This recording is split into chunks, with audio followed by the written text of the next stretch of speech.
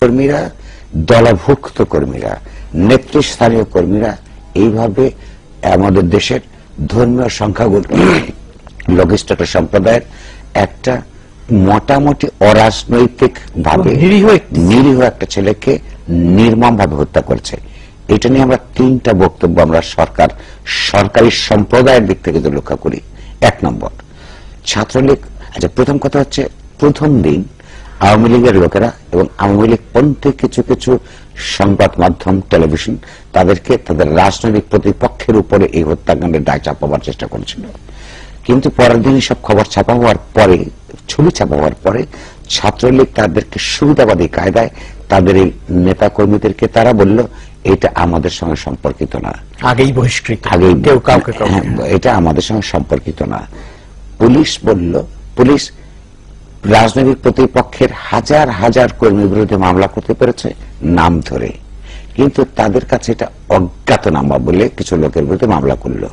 অর্থাৎ এটা এই যে পুলিশকে যখন দলীয় ক্যাডার হিসেবে ব্যবহার করা হয়, দলের নির্দেশে যখন একটা রাষ্ট্র ব্যবস্থার মধ্যে আইন প্রয়োগকারী সংস্থা এই আহম্মকের মতন নিজেকে প্রতিষ্ঠিত করে, তখন তার উপর কিন্তু মানুষের আস্থা হারায়।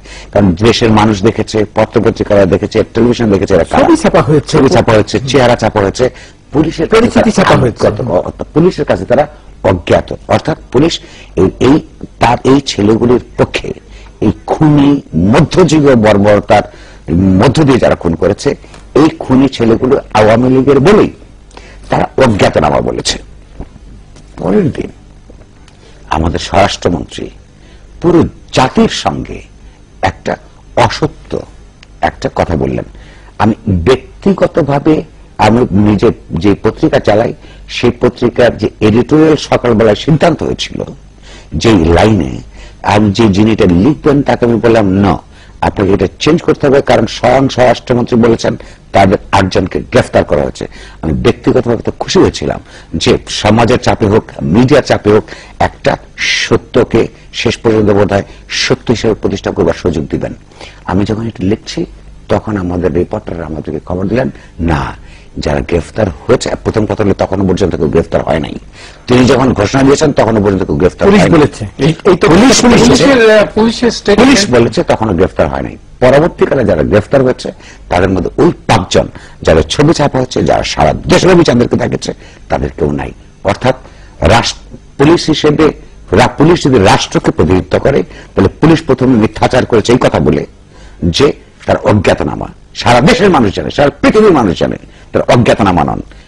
অর্থাৎ রাষ্ট্র যখন মিথ্যাচার করে, রাষ্ট্রের যে পরিচালক, যে রাজনৈতিক কর্তৃপক্ষ, তিনি যখন অসত্য কথা বলেন যে তাকে গ্রেফতার করা হয়েছে, আসলে তাদেরকে গ্রেফতার করা হয় নাই, অন্যদের গ্রেফতার করা হয়েছে, এবং যে সংগঠনের লোক তারা যখন বলে আমাদের কর্মী না, এই অসত্য আলোচনা করে, এই লোকগুলি যাদের এই দেশের স্বাধীনতা যুদ্ধের জন্য আমরা যে কথা বলছি, স্বাধীন দেশ, নেতা ছিল, তাদের হয় লজ্জায় আজকে তার মাথা বানাতে হচ্ছে, অথবা তাদের বিদ্রোহ করা উচিত।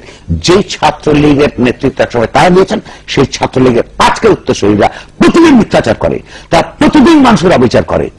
এইরকম না, সেই জন্য আমি বলতে চাচ্ছিলাম, আমি আবার আসবো, তাহলে রাষ্ট্র মিথ্যাচার করেছে, রাজনৈতিক দল মিথ্যাচার করেছে, যে ছাত্র সংগঠনের